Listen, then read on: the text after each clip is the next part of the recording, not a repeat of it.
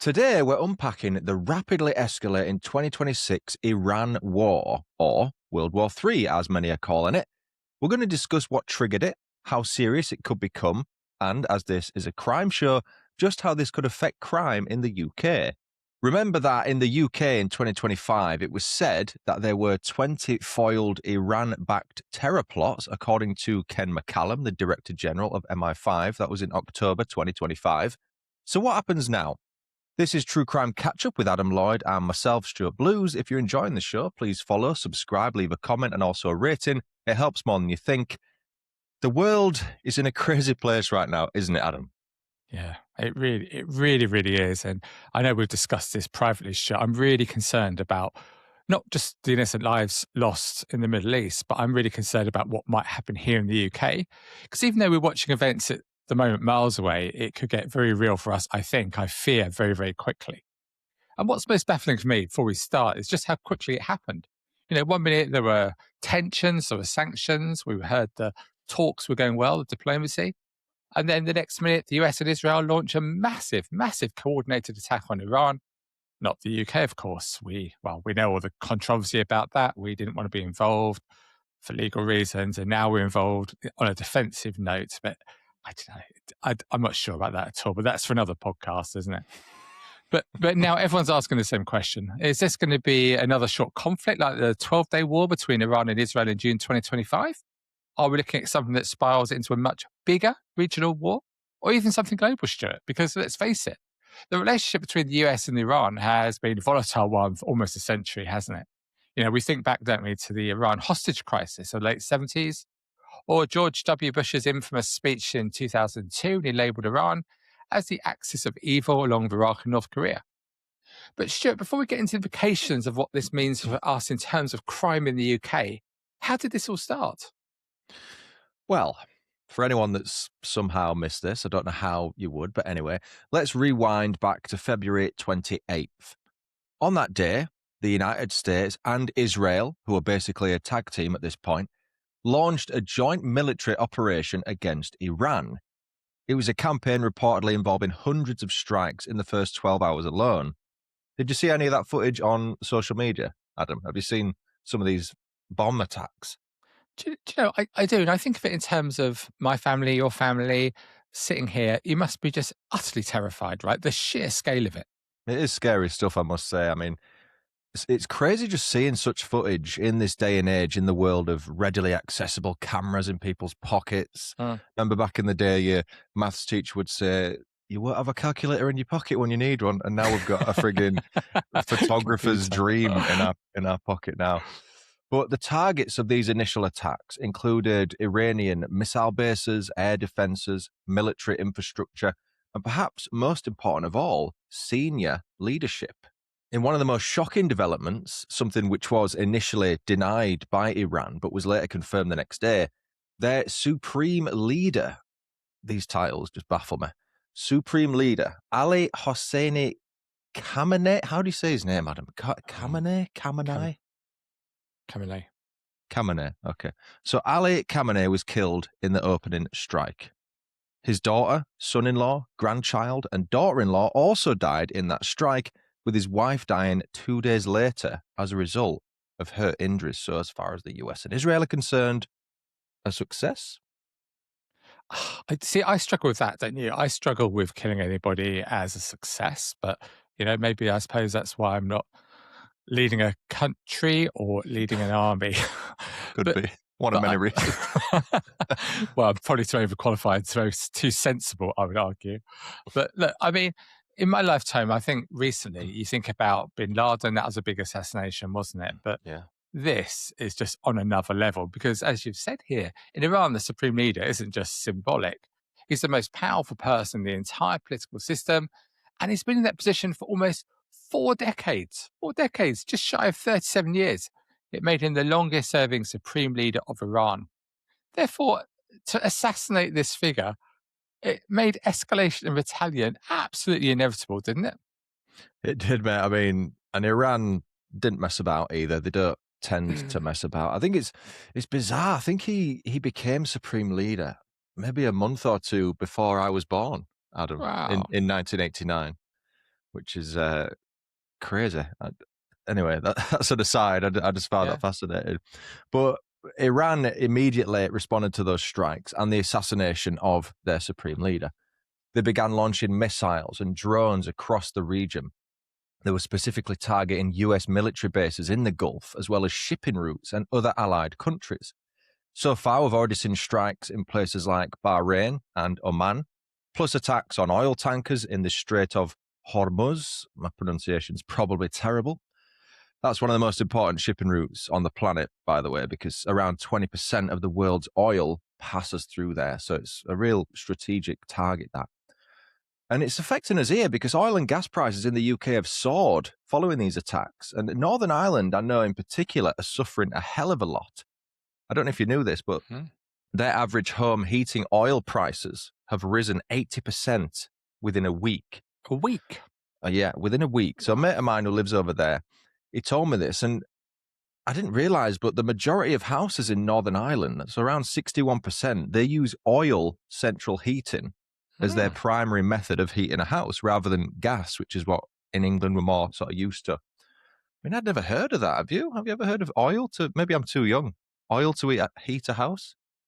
I thought that was bygone days.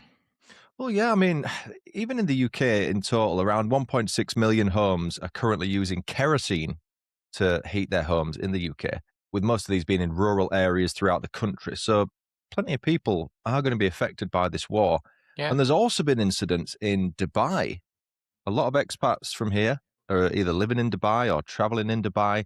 It's left a lot of them stranded because I think there's been an attack on an airport or something in recent days. It was an intercepted drone, wasn't it? Hit part of the airport. Yeah, some kind of drone attack, yeah. I just find it really, just as an aside, I find it really interesting, the reaction to Dubai, because all those people have gone out there to live in the safest country in the world and to avoid paying tax, of course. And people almost seem to enjoy Dubai being brought into the war. Do you get that feeling, Stuart? A little bit. It's almost like a told you so thing in a dark way. It's very strange how it's spread to this. It's portrayed as this luxurious place I've never been. People rave on about Dubai, don't they? Dubai chocolate and all this stuff. But yeah, people are almost relishing in this. It's very weird. But it's the way everything's so split now, isn't it? But just going back to, I suppose the biggest fear for me right now, and for the UK really, is escalation in the region, and also what nations like Russia and China China choose to do now. Now, if these countries get involved, then suddenly it becomes a car crash, even more so, doesn't it? Then there's the nuclear question. I'm a bit older than you. I know you find it hard to believe the way I look.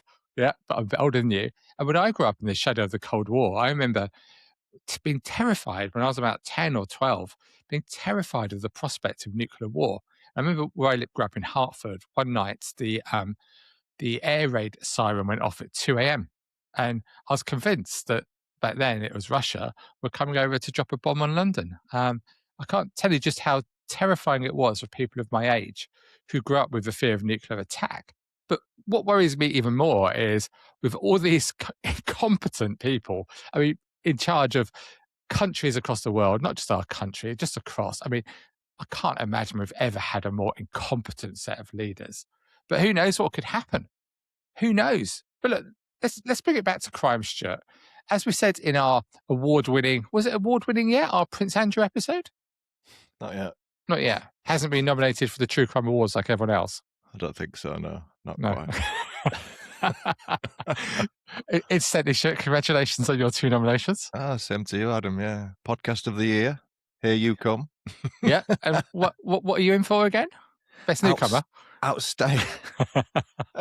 Outstanding indie podcast, because I'm not professional like you. Yeah, I'm in that one. No, you're not. Are you? Yeah. I'm in that one. Oh, you're not in the other one. Yeah, the other one is best episodic. You're not in that one. Was there not one for facial hair this year that you could enter? No, there wasn't. No. But one day I think I might have won that one. Who knows? I did spot a grey hair in my sideburn before I hit record on this, and I got my hair cut yesterday. It might not look like it, but I got my hair cut yesterday. Stuart, I don't want to talk about it. Well, I want to talk about it. I don't care that you've got no hair. Go on then. And I said to the kid who was doing it, I said, can you spot any greys up there? And he said, not one. So it's not bad for nearly 37, is it? dear, oh dear. Look, in that Prince Andrew episode, Stuart, we spoke a lot about. Oh, what did you call it again? What did you call him that you really were pleased with yourself with? The Andrew formerly known as Prince. Ah, there we go. Love that. But we talked about conspiracy theories and that. And in fact, we talked also about the conspiracy theory around Iran being attacked by America. But look, especially seeing how the rich and powerful lie, as was seen in the Epstein files, these crazy conspiracy theories, Stuart, I don't think they're crazy anymore. Do you? No, I don't. There's a bit of a stigma with conspiracy theories. They're tarnished with a brush because some of them are just stupid, right? Yeah. And a lot of the people that believe them that you see on they're very quirky individuals and they're not the most reliable sources. But yeah, it's here where things start getting a bit weird and conspiratorial. Just going back to your Cold War air raid siren thing. Where I used to live, we did, when we moved into that house some years ago, we had an air raid shelter in the back garden. Did you? Yeah. I mean, we've since got rid of it, but yeah, it was an air raid shelter that was like used back in World War II for the bouncing bomb protection and all that from the Germans and stuff. Is that the house you've just moved out of in Leeds? Yes, that's right. Yeah. So, and I must tell you that knocking that down was some job. You don't realize it's about 2 foot of solid concrete on the top. I thought it'd just be a quick, whack it off with a jackhammer, but it took a while. But as your partner was doing that, did you give her lots of cups of tea and coffee and things? Of course, I played the good house husband. But anyway, let's talk about conspiracy theories. So we do love to dig. I think I'm bringing this out of you, digging into this conspiracy theory thing. Maybe it's me, I don't know. But I say things are getting weird because some people, emphasis on some, have pointed out that something resurfaced recently involving none other than the man you just mentioned, Jeffrey Epstein. Apparently, he once claimed that if Donald Trump, current president of the United States, ever found himself politically cornered or threatened, he might start a conflict with Iran as a distraction. And a recent Spotify comment asked why we won't speak about this in more detail. I'm talking Trump and Epstein, I think. In no other way than vague innuendo. Now, obviously, it's potential legal ramifications. That's the easy answer. The president hasn't been charged or convicted of anything relating to Epstein. So I can't just go out here suggesting that he has done anything illicit at this point. That's why. But anyway, conspiracy theories, they interest me. And I wonder if you think that holds water, because obviously if Epstein said that, a lot of the stuff we read online is nonsense, right? But let's assume he said that about Trump. It's not proof of anything. But it is the kind of quote that's now spreading everywhere based on what's just happened. And it feeds into a broader suspicion people have around wars. This idea that sometimes conflicts conveniently shift public attention. And the timing of these things is always bizarre, right? So the Epstein files dominated the media in the week leading up to this attack on February 28th. The whole files got released. People's names were thrown out left, right, and center. But now, all of a sudden, the world's focus has shifted to the Iran war. No one's really talking about Epstein anymore in the mainstream that I can see. Is that convenient or suspicious? What do you reckon? If you'd asked me 15 years ago, I'd say it's a load of nonsense. I wouldn't have even given you the time of day. I said, you shouldn't, absolutely no way at all. But speaking today, what is it, March 2026? I don't think we can rule it out 100% or anything out really in this crazy world. Look, I'm no Musk fanboy, as you know, but the information now revealed on social media, I think, changes everything, absolutely everything. Because secrets, they're not really secrets anymore, are they? Look what it's about to do for the royal family. And there's another moment that resurfaced recently relating to this. I wonder if you've seen doing the rounds on social media, Stuart. Back in, when was it? January 2024, Eddie Bravo. Who is Eddie Bravo, by the way? Comedian, isn't he? Eddie Bravo. Bravo. Bravo. Obviously, I'm a big fan. I love all his work. You're so posh. Eddie Bravo. Bravo. Eddie Bravo, yeah. Is this like martial arts comedian, big conspiracy theories, basically. Oh, okay. I saw, because you recommended I watched it. Obviously, I didn't listen to it closely enough to hear his name. But he I was on don't the think they wouldn't have said his name in full. He's just Eddie. Do you know what I oh, mean? just Eddie. Okay. Well, he was on the Joe Rogan show, wasn't he? Mm. And he often gets ridiculed for his outlandish theories, but this one appears like it could be maybe more rooted in truth than some of the others. He basically claimed that people implicated in the Epstein scandal would rather start a world war than go to jail. Now, it sounds like just another throwaway comment, but fast forward 2 years to now, and yeah, who knows? All those files released, suddenly America and Israel go to war with Iran. But we must say, for the record, of course, it's pure speculation. It's not facts. You don't get this on the crime agents, do you? No. There we go. I don't imagine they talk about facial hair much either, do you? Probably not. I mean, speaking of facial hair, it's got nothing to do with this, but I was just thinking, have you seen the footage of Bill Clinton doing the rounds on social media? What, how old he looks, or? No. So he is like a well-known associate with Epstein, Ghislaine Maxwell, all those lot. And there's pictures of them all together, right? So I don't know the full context, but he was being shown some stuff from the Epstein files, because obviously, apparently he's in them. I don't know if it was a legal hearing or something, but he's literally gets past a folder and he's flicking through the files, and it's honestly, he's got a grin on his face. It's like he's reminiscing about the good old days. Honestly. And then his like lawyer tries to take it off him, and he's like trying to fight it with her and get it back. And he's just looking at him like laughing at looking at these, like, oh, the good old days. Honestly, it's really creepy. No, Stuart, you must have misconstrued that. If I can just summarize his evidence to Congress, it was, I saw nothing, I know nothing. But what about his wife Hillary? Did you hear her little hissy fit? I didn't hear that, but I mean, his words don't hold much water, considering he said, I did not have sexual relations with that woman. Was he Welsh, Stuart? A little bit, yeah. I think he's got Welsh in him. Let's go on to the repercussions for the UK of this, of what's going on in the world at the moment.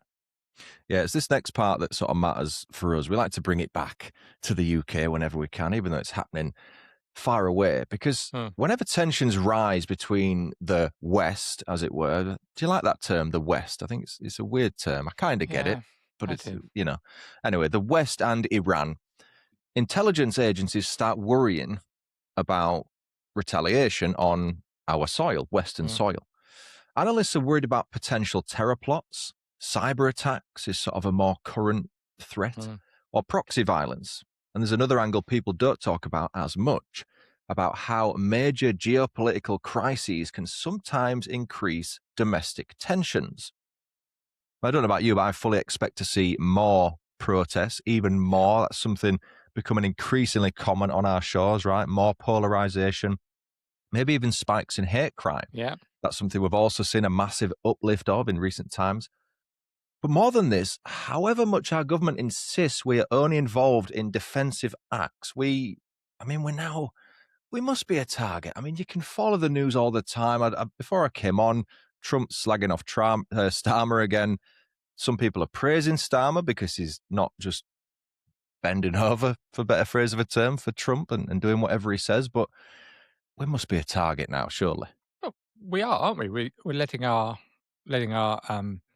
bases be used for for the planes that are attacking. So we are a target. And if we go back to the war in Afghanistan and Iraq, do you remember this? We were called Little Satan to the US, weren't we? By, I say, extremists in the Middle East.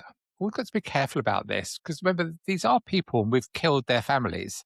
So are they extremists? But maybe that's a moot point, again, not for our podcast. But what was the outcome of that? So the outcome of those two wars, you can't deny this. It was violence and terrorist attacks on the streets of the UK and other countries. And I can guarantee that our intelligence services, I bet all overtime has been cancelled. And I bet as we're recording this, what is it, 10:10 on a Sunday morning? I bet they're meeting now. They'll be going through all those files, all their lists of suspects operating in the UK, worrying which ones could actually make the strike now. As you know, our intelligence people, Stuart, are always telling us that Iranian cells operating in the UK, some of them have been sleeping here for years. And this could absolutely push some over the edge, with, of course, terrible repercussions for people in our country.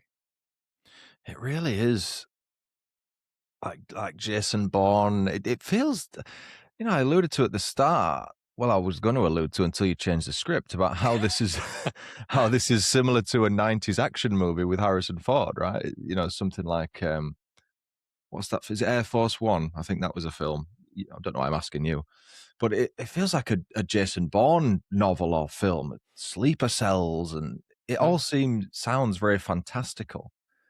But as I've said, Iran has been labelled a state sponsor of terrorism.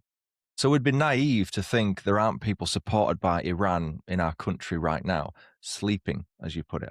I kind of love that term, but it's also petrifying. It is petrifying. It is. I mean, after all, we're always been told by government and security experts that the number of state-sponsored attacks being thwarted are growing rapidly every year. There's another quote from a film which will be lost on you, but Men in Black. And it's about this secret society that keeps the world safe from alien invasions, if you don't know, Adam. And Will Smith goes shooting guns willy-nilly. And Tommy Lee Jones, who's his superior, he basically says the only thing that keeps these sorry little people, us, carrying on with their meaningless little lives is that they don't know that there's always an imminent threat. There's always the world going to end, but they don't know about it. So that's what keeps them able to just live a peaceful life. And this is it, but we're hearing more about it now. These thwarted attacks, they're just coming left, right, and center.